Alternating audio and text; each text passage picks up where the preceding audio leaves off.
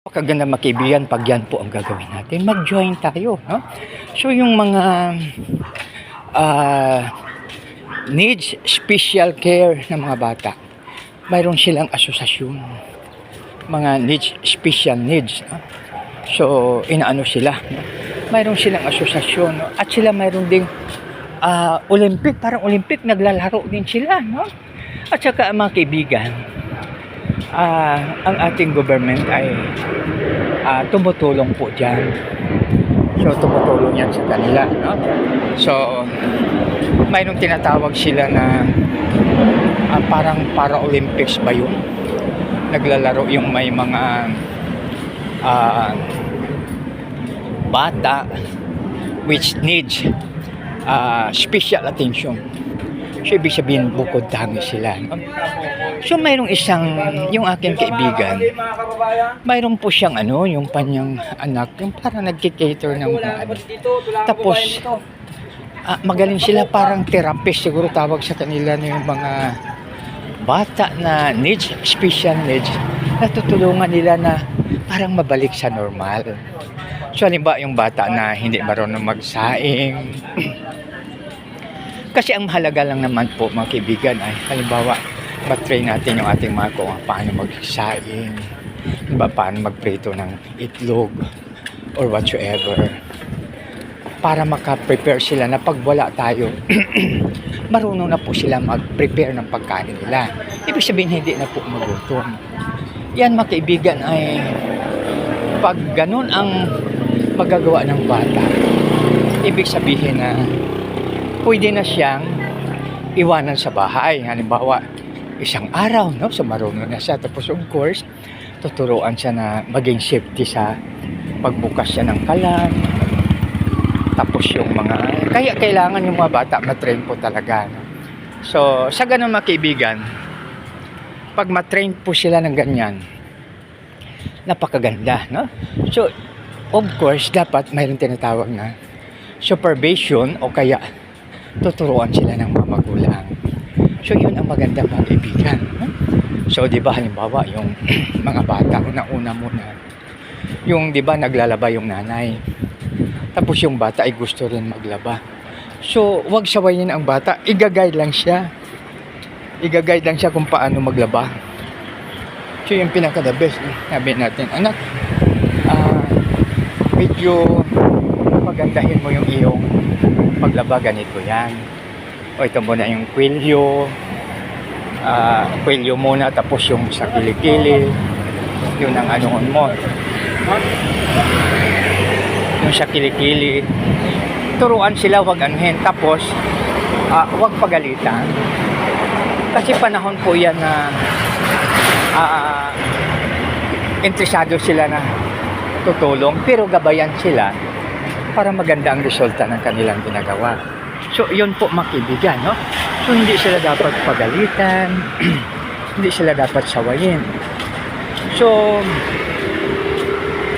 sa amin yung bata pa po niyo bang lingkod, ang aking tita, si Tita Ubit.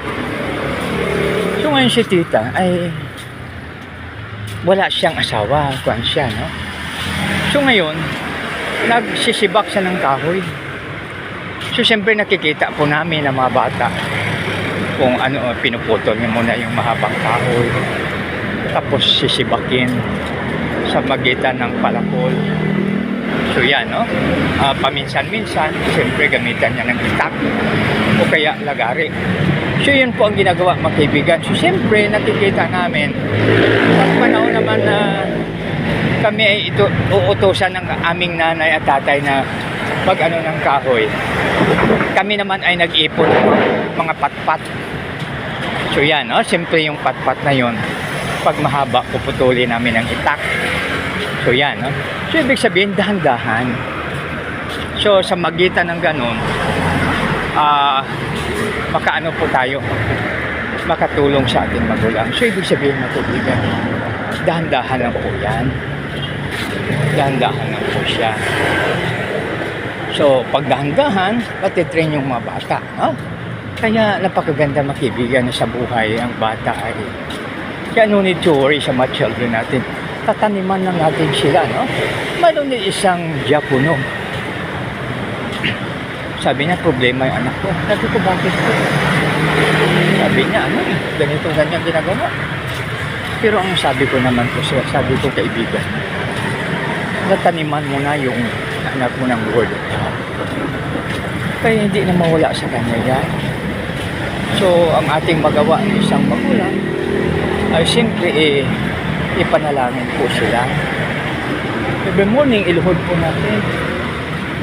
Iluhod po natin kay Lord. Gagabayan po sila na maglingkod sila sa kay Lord ng buong puso at buong katapatan.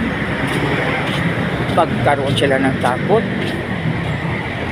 sa kanilang mga magulang. At kung takot kay Lord, sila ay sumunod at tumangalang sa mga magulang at kung kanino man po ito nauukol. So, yan po makibigan. So, pag yan ang ginawa natin, malaking tulong po sa mga kabataan na sila ay magiging maayos. Maging maayos ang kanilang pamumuhay kasi tinaniman na sila ng Word of God. Kaya ang Word of God, ito po ay hindi mawawala. Kasi ang sabi ay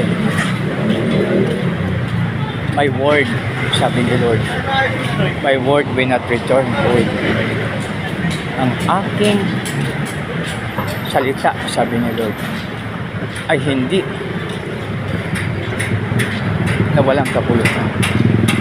Hindi lahat po yan makibigan ay mayroong kabuluhan. Kaya napakaganda pag tayo ay mag-invest sa salita ni Lord. Kasi yun ang makatulong sa ating mga anak upang sila ay manatili tapat sa kanilang tungkulin sa Diyos, sa bayan, at sa kanilang sarili at sa kanila. Maraming salamat. God bless us all.